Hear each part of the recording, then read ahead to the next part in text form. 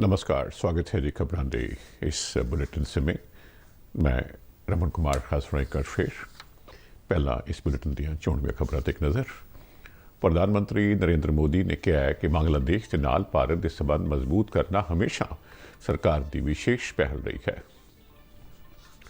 ਭਾਰਤ ਤੇ ਬੰਗਲਾਦੇਸ਼ ਵਿਚਾਲੇ ਵਰਚੁਅਲ ਸਿਖਰ ਸੰਮੇਲਨ ਦੌਰਾਨ ਨਰਿੰਦਰ ਮੋਦੀ ਨੇ ਕਿਹਾ ਕਿ ਬੰਗਲਾਦੇਸ਼ ਭਾਰਤ ਦੀ ਗੁਆਂਢ ਪਹਿਲੋਂ ਨੀਤੀ ਦਾ ਮੁੱਖ ਥੰਮ ਹੈ।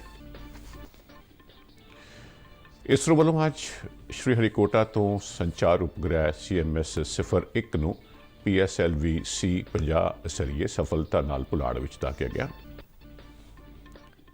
BSF ਨੇ ਅੱਜ ਅਟਾਰੀ ਸਰਹੱਦ ਤੇ ਘੁਸਪੈਠ ਦੀ ਕੋਸ਼ਿਸ਼ ਨੂੰ ਨਾਕਾਮ ਕਰਦਿਆਂ 3 ਅੱਤਵਾਦੀਆਂ ਨੂੰ ਢੇਰ ਕੀਤਾ। ਮਾਰੇ ਗਏ ਅੱਤਵਾਦੀਆਂ ਪਾਸੋਂ ਨਸ਼ੀਲੇ ਪਦਾਰਥ, ਹਥਿਆਰ ਅਤੇ ਗੋਲੀ ਸਿੱਕਾ ਬਰਾਮਦ।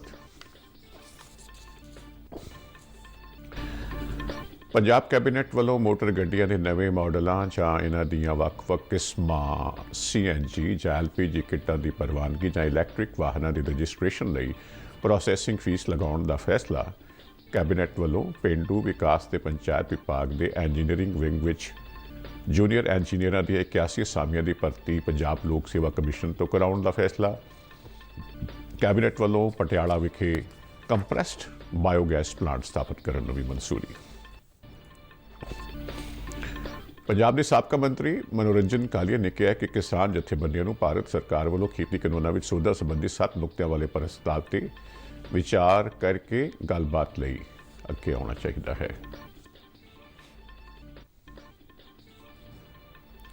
ਫਾਜ਼ਿਲਕਾ ਜ਼ਿਲ੍ਹੇ ਦੇ ਸਰਹੱਦੀ ਪਿੰਡ ਆਸਫਵਾਲਾ ਵਿੱਚ ਵਿਜੈ ਦਿਵਸ ਦੇ ਸਬੰਧ ਵਿੱਚ ਭਾਰਤੀ ਫੌਜ ਤੇ ਜ਼ਿਲ੍ਹਾ ਪ੍ਰਸ਼ਾਸਨ ਵੱਲੋਂ ਸਾਂਝੇ ਤੌਰ ਤੇ ਸ਼ਹੀਦੀ ਮੇਲੇ ਦਾ ਆਯੋਜਨ।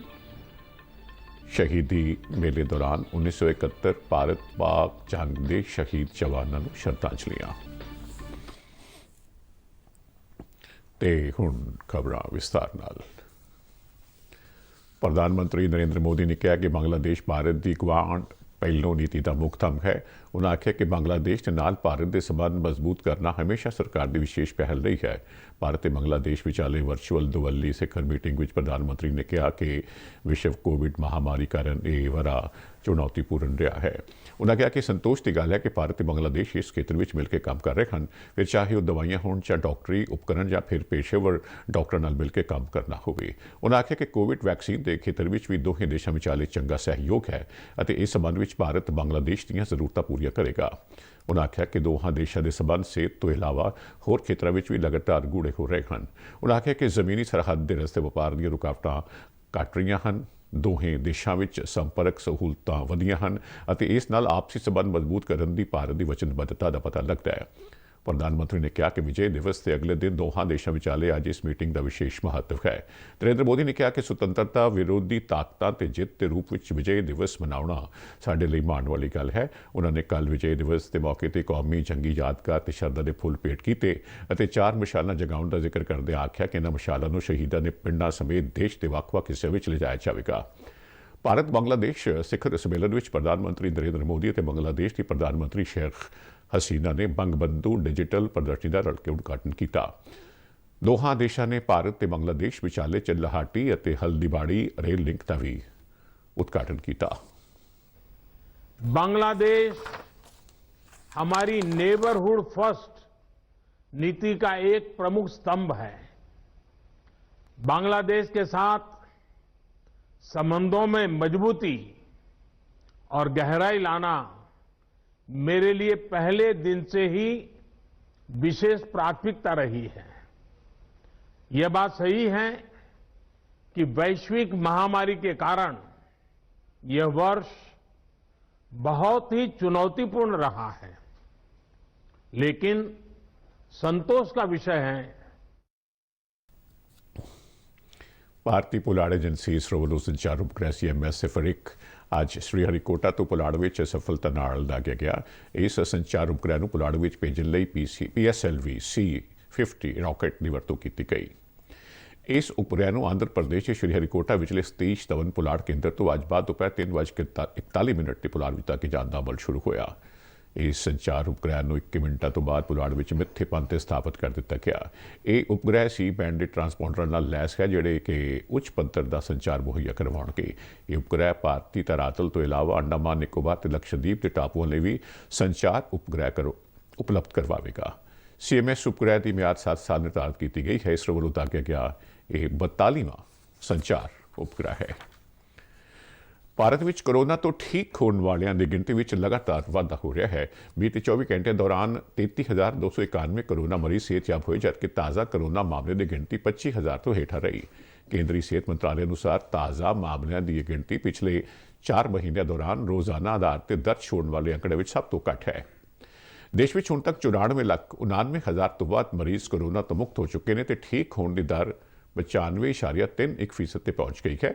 ਠੀਕ ਹੋਣ ਵਾਲੇ ਕੇਸਾਂ ਦੀ ਗਿਣਤੀ ਐਕਟਿਵ ਕੇਸਾਂ ਨਾਲੋਂ 30 ਗੁਣਾ ਵੱਧ ਦਰਜ ਹੋਈ ਹੈ। ਬੀਤੇ 24 ਘੰਟੇ ਦੌਰਾਨ 355 ਕੋਰੋਨਾ ਮਰੀਜ਼ਾਂ ਦੀਆਂ ਜਾਨਾਂ ਗਈਆਂ। ਦੇਸ਼ ਵਿੱਚ ਕੋਰੋਨਾ ਦੀ ਮੌਤ ਦਰ ਇਸ ਸਮੇਂ 1.45% ਤੇ ਆ ਗਈ ਹੈ। BSF ਨੇ ਅੱਜ ਅਟਾਰੀ ਸਰਹੱਦ ਤੇ ਘੁਸਪੈਠ ਦੀ ਕੋਸ਼ਿਸ਼ ਨੂੰ ਨਾਕਾਮ ਕਰਦਿਆਂ 2 ਅੱਤਵਾਦੀਆਂ ਨੂੰ ਢੇਰ ਕਰ ਦਿੱਤਾ ਹੈ। BSF ਵੱਲੋਂ ਦਿੱਤੀ ਗਈ ਜਾਣਕਾਰੀ ਅਨੁਸਾਰ ਅੱਜ ਤੜਕਸਾਰ ਅਟਾਰੀ ਬਾਰਡਰ ਤੇ BSF ਦੇ ਜਵਾਨਾਂ ਨੇ 2 ਘੁਸਪੈਠੀਆਂ ਨੂੰ ਸਰਹੱਦ ਪਾਰ ਕਰਦਿਆਂ ਵੇਖਿਆ ਤੇ ਉਹਨਾਂ ਨੇ ਇਹਨਾਂ ਅੱਤਵਾਦੀਆਂ ਨੂੰ ਚੇਤਾਵਨੀ ਦਿੱਤੀ, ਜਿਸ ਤੇ ਅੱਤਵਾਦੀਆਂ ਵੱਲੋਂ BSF ਜਵਾਨਾਂ ਤੇ ਫਾਇਰਿੰਗ ਕੀਤੀ ਗਈ।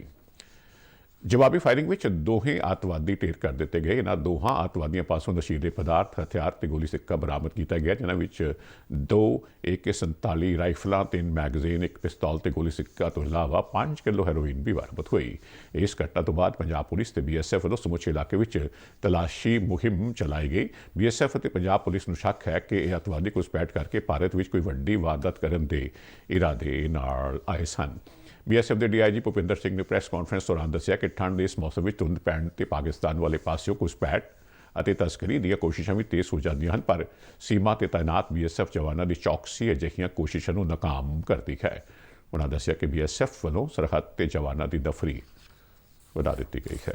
कल रात को यानी कि 16-17 दिसंबर की रात को BSF के ट्रुप्स ने अमृतसर सेक्टर के 3 सफलतापूर्वक हमने ऑपरेशन किए हैं और तीनों ऑपरेशन में हमें कामयाबी हासिल हुई है। फर्स्ट ऑपरेशन जो मैं बताना चाहूँगा आपको कि वो BOP राजाताल के इलाके में हुआ, जिसमें 2 आर्म्ड इंट्रूडर्स जो कि एक ऑटोमेटिक हथियारों से लैस थे, एक के पास AK-56 राइफल और 61 राउंड। ਪੰਜਾਬ ਸਰਕਾਰ ਨੇ ਗਵਾਂਢੀ ਸੂਬਿਆਂ ਦੀ ਤਰਜ਼ ਉੱਤੇ ਮੋਟਰ ਗੱਡੀਆਂ ਦੇ ਨਵੇਂ ਮਾਡਲ ਜਿਹਨਾਂ ਦੀਆਂ ਵੱਖ-ਵੱਖ ਕਿਸਮਾਂ CNG ਜਾਂ LPG ਕਿੱਟਾਂ ਦੀ ਪ੍ਰਵਾਨਗੀ ਤੇ ਇਲੈਕਟ੍ਰਿਕ ਵਾਹਨਾਂ ਦੀ ਰਜਿਸਟ੍ਰੇਸ਼ਨ ਲਈ ਪ੍ਰੋਸੈਸਿੰਗ ਫੀਸ ਲਗਾਉਣ ਦਾ ਫੈਸਲਾ ਕੀਤਾ ਹੈ। ਮੁੱਖ ਮੰਤਰੀ ਕੈਪਟਨ ਅਮਰਿੰਦਰ ਸਿੰਘ ਦੀ ਅਗਵਾਈ ਵਿੱਚ ਪੰਜਾਬ ਕੈਬਨਿਟ ਦੀ ਵਰਚੁਅਲ ਮੀਟਿੰਗ ਦੌਰਾਨ ਇਹ ਫੈਸਲਾ ਕੀਤਾ ਗਿਆ। ਕੈਬਨਿਟ ਨੇ ਹਰਿਆਣਾ ਦੀ ਤਰਜ਼ ਤੇ ਪੰਜਾਬ ਮੋਟਰ ਵਾਹਨ ਨਿਯਮ 1999 ਦੀ ਧਾਰਾ 130 ਦੇ ਨਾਲ ਧਾਰਾ 130A ਜੋੜਨ ਨੂੰ ਮਨਜ਼ੂਰੀ ਦਿੱਤੀ। ਇਸ ਨਾਲ ਹੁਣ ਮੋਟਰ ਗੱਡੀਆਂ ਬਣਾਉਣ ਵਾਲੀ ਕੰਪਨੀ ਜਾਂ ਉਹਨਾਂ ਦੇ ਅਧਿਕਾਰੀ ਡੀਲਰਾਂ ਤੋਂ ਪੰਜਾਬ ਵਿੱਚ ਮੋਟਰ ਵਾਹਨਾਂ ਦੇ ਨਵੇਂ ਮਾਡਲਾਂ ਜਾਂ ਇਹਨਾਂ ਦੇ ਵੱਖ-ਵੱਖ ਰੂਪਾਂ LPG ਜਾਂ CNG ਕਿੱਟ ਜਾਂ ਇਲੈਕਟ੍ਰਿਕ ਵਾਹਨਾਂ ਦੀ ਰਜਿਸਟ੍ਰੇਸ਼ਨ ਲਈ ਪ੍ਰਵਾਨਗੀ ਦੇਣ ਵਾਸਤੇ ਪ੍ਰੋਸੈਸਿੰਗ ਫੀਸ ਵਜੋਂ 5,000 ਰੁਪਏ ਲਏ ਜਾਣਗੇ। ਕੈਬਨਿਟ ਨੇ ਮੋਟਰ ਵਾਹਨਾਂ ਦੇ ਨਵੇਂ ਮਾਡਲਾਂ ਜਾਂ ਇਹਨਾਂ ਦੇ ਹੋਰ ਰੂਪਾਂ ਦੀ ਰਜਿਸਟ੍ਰੇਸ਼ਨ ਦੀ ਪ੍ਰਵਾਨਗੀ ਦਾ ਅਧਿਕਾਰ ਟਰਾਂਸਪੋਰਟ ਵਿਭਾਗ ਦੇ ਗੈਰ ਕਮਰਸ਼ੀਅਲ ਵਿੰਗ ਨੂੰ ਦੇਣ ਦਾ ਫੈਸਲਾ ਕੀਤਾ ਹੈ। ਜ਼ਿਕਰਯੋਗ ਹੈ ਕਿ ਮੌਜੂਦਾ ਸਮੇਂ ਪੰਜਾਬ ਸਰਕਾਰ ਵੱਲੋਂ ਸੂਬੇ ਵਿੱਚ ਰਜਿਸਟ੍ਰੇਸ਼ਨ ਦੀ ਪ੍ਰਵਾਨਗੀ ਲਈ ਮੋਟਰ ਵਾਹਨ ਨਿਰਮਾਤਾਵਾਂ ਜਾਂ ਉਹਨਾਂ ਦੇ ਅਧਿਕਾਰਤ ਡੀਲਰਾਂ ਤੋਂ ਕੋਈ ਪ੍ਰੋਸੈਸਿੰਗ ਫੀਸ ਨਹੀਂ ਲਈ ਜਾਂਦੀ, ਜਦਕਿ ਹਰਿਆਣਾ, ਹਿਮਾਚਲ ਪ੍ਰਦੇਸ਼, ਜੰਮੂ ਕਸ਼ਮੀਰ ਅਤੇ ਕੇਂਦਰ ਸ਼ਾਸਿਤ ਪ੍ਰਦੇਸ਼ ਚੰਡੀਗੜ੍ਹ ਵਿੱਚ ਕੰਪਨੀਆਂ ਤੇ ਉਹਨਾਂ ਦੇ ਡੀਲਰਾਂ ਨੂੰ ਇਹ ਫੀਸ ਤਾਰਨੀ ਪੈਂਦੀ ਹੈ। ਪੰਜਾਬ ਕੈਬਨਿਟ ਵੱਲੋਂ ਪੇਂਡੂ ਵਿਕਾਸ ਅਤੇ ਪੰਚਾਇਤ ਵਿਭਾਗ ਤੇ ਇੰਜੀਨੀਅਰਿੰਗ ਵਿੰਗ ਵਿੱਚ ਜੂਨੀਅਰ ਇੰਜੀਨੀਅਰਾਂ ਦੀਆਂ 81 ਅਸਾਮੀਆਂ ਦੀ ਭਰਤੀ ਪੰਜਾਬ ਲੋਕ ਸੇਵਾ ਕਮਿਸ਼ਨ ਤੋਂ ਕਰਾਉਣ ਦਾ ਫੈਸਲਾ ਕੀਤਾ ਗਿਆ ਹੈ। ਇਸ ਤੋਂ ਪਹਿਲਾਂ ਸੂਬਾ ਸਰਕਾਰ ਨੇ ਇਹਨਾਂ ਅਸਾਮੀਆਂ ਨੂੰ PPSC ਦੇ ਦਾਇਰੇ ਵਿੱਚੋਂ ਕੱਢ ਲਿਆ ਸੀ ਤੇ ਭਰਤੀ ਦਾ ਜ਼ਿੰਮਾ Thapar institute of engineering and technology ਸੰਸਥਾ ਨੂੰ ਸੌਂਪ ਦਿੱਤਾ ਸੀ। ਇਸ ਦੌਰਾਨ ਪੰਜਾਬ ਮੰਤਰੀ ਮੰਡਲ ਨੇ ਪਟਿਆਲਾ ਵਿਖੇ ਕੰਪਰੈਸਡ ਬਾਇਓਗੈਸ ਪਲਾਂਟ ਦੀ ਸਥਾਪਨਾ ਨੂੰ ਵੀ ਸਿਧਾਂਤਕ ਤੌਰ ਤੇ ਮਨਜ਼ੂਰੀ ਦੇ ਦਿੱਤੀ ਹੈ। ਭਾਰਤੀ ਜਨਤਾ ਪਾਰਟੀ ਦੇ ਸੀਨੀਅਰ ਆਗੂ ਅਤੇ ਪੰਜਾਬ ਦੇ ਸਾਬਕਾ ਮੰਤਰੀ ਮਨੋਰੰਜਨ ਕਾਲੀਆ ਨੇ ਕਿਹਾ ਕਿ ਕਿਸਾਨ ਜਥੇਬੰਦੀਆਂ ਨੂੰ ਭਾਰਤ ਸਰਕਾਰ ਵੱਲੋਂ ਖੇਤੀ ਕਾਨੂੰਨਾਂ ਵਿੱਚ ਸੋਧਾਂ ਸੰਬੰਧੀ 7 ਨੁਕਤਿਆਂ ਵਾਲੇ ਪ੍ਰਸਤਾਵ ਤੇ ਵਿਚਾਰ ਕਰਕੇ ਗੱਲਬਾਤ ਲੈ ਕੇ ਆਉਣਾ ਚਾਹੀਦਾ ਹੈ। ਅੱਜ ਜਲੰਧਰ ਵਿੱਚ ਇੱਕ ਪ੍ਰੈਸ ਕਾਨਫਰੰਸ ਦੌਰਾਨ ਉਹਨਾਂ ਕਿਹਾ ਕਿ ਕੇਂਦਰ ਸਰਕਾਰ ਨੇ 2 ਖੇਤੀ ਕਾਨੂੰਨਾਂ, ਕਿਸਾਨ ਉਤਪਾਦਨ ਵਪਾਰ ਤੇ ਵਣਜ ਕਾਨੂੰਨ 2020 ਅਤੇ ਕਿਸਾਨ ਸ਼ਕਤੀਕਰਨ ਤੇ ਰੱਖਿਆ ਮੁੱਲ ਭਰੋਸਾ ਸਮਝੌਤਾ ਤੇ ਖੇਤੀ ਸੇਵਾਵਾਂ ਕਾਨੂੰਨ 2020 ਵਿੱਚ 7 ਸੋਧਾਂ ਕਰਨ ਦਾ ਪ੍ਰਸਤਾਵ ਭੇਜਿਆ, ਜਿਸ ਨਾਲ ਕਾਫੀ ਹੱਦ ਤੱਕ ਕਿਸਾਨਾਂ ਦੀ ਸ਼ਿਕਾਇਤਾਂ ਦਾ ਹੱਲ ਹੋ ਜਾਂਦਾ ਹੈ। ਉਹਨਾਂ ਆਖਿਆ ਕਿ ਕਿਸਾਨਾਂ ਕੋਲ ਮੰਡੀਆਂ ਤੋਂ ਬਾਹਰ ਵੀ ਫਸਲ ਵੇਚਣ ਦਾ ਇੱਕ ਬਦਲ ਦਿੱਤਾ ਗਿਆ, ਪਰ ਜੇ ਕਿਸਾਨ ਆਪਣੀ ਫਸਲ ਵੱਡੀਆਂ ਕੰਪਨੀਆਂ ਨੂੰ ਨਹੀਂ ਵੇਚਣਾ ਚਾਹੁੰਦਾ ਤਾਂ ਇਸ ਵਾਸਤੇ ਉਹ ਆਜ਼ਾਦ ਹੈ ਤੇ ਆਪਣੀ ਜਿਣਸ APMC ਮੰਡੀ ਵਿੱਚ ਹੀ ਵੇਚ ਸਕਦਾ ਹੈ। ਮਨੋਰੰਜਨ ਕਾਲੀਆ ਨੇ ਕਿਹਾ ਕਿ ਮੋਦੀ ਸਰਕਾਰ ਨੇ ਹਮੇਸ਼ਾ ਕਿਸਾਨਾਂ ਦੀ ਭਲਾਈ ਲਈ ਕਦਮ ਚੁੱਕੇ ਹਨ। ਉਹਨਾਂ ਕਿਹਾ ਕਿ ਸਿੱਧਾ ਲਾਭ ਤਬਾਦਲਾ ਤਹਿਤ 6-6 ਹਜ਼ਾਰ ਰੁਪਏ ਸਿੱਧੇ ਕਿਸਾਨਾਂ ਦੇ ਖਾਤਿਆਂ 'ਚ ਪਾਉਣਾ, ਫਸਲ ਬੀਮਾ ਯੋਜਨਾ ਲਾਗੂ ਕਰਨਾ, ਪਸ਼ੂਆਂ ਦੀਆਂ ਬਿਮਾਰੀਆਂ ਦੇ ਇਲਾਜ ਲਈ ਕੇਂਦਰ ਖੋਲ੍ਹਣਾ, ਹਰਬਲ ਫਾਰਮਿੰਗ ਨੂੰ ਉਤਸ਼ਾਹਿਤ ਕਰਨਾ, ਨੀਮ ਕੋਟਿਡ ਯੂਰੀਆ ਦੀ ਸ਼ੁਰੂਆਤ ਕਰਨਾ ਅਤੇ ਆਪਰੇਸ਼ਨ ਗ੍ਰੀਨ ਸਕੀਮ ਅਜਿਹੀਆਂ ਮੁੱਖ ਸਕੀਮਾਂ ਵਿੱਚ ਸ਼ਾਮਲ ਸਨ ਜੋ ਮੋਦੀ ਸਰਕਾਰ ਨੇ ਸ਼ੁਰੂ ਕੀਤੀਆਂ। ਅੱਜ ਦੀ ਇਸ ਪ੍ਰੈਸ ਕਾਨਫਰੰਸ ਵਿੱਚ ਭਾਰਤੀ ਜਨਤਾ ਕਿਸਾਨ ਮੋਰਚਾ ਦੇ ਕੌਮੀ ਸਕੱਤਰ ਸੁਖਵਿੰਦਰ ਸਿੰਘ ਗਰੇਵਾਲ ਅਤੇ ਭਾਜਪਾ ਦੇ ਜ਼ਿਲ੍ਹਾ ਪ੍ਰਧਾਨ ਸੁਸ਼ੀਲ ਸ਼ਰਮਾ ਵੀ ਮੌਜੂਦ ਸਨ। ਪਿਛਲੇ ਦਿਨੀ 6 ਮੀਟਿੰਗਾਂ ਹੋਈਆਂ ਕੇਂਦਰ ਸਰਕਾਰ ਨਾਲ ਕਿਸਾਨ ਜਥੇਬੰਦੀਆਂ ਦੀਆਂ।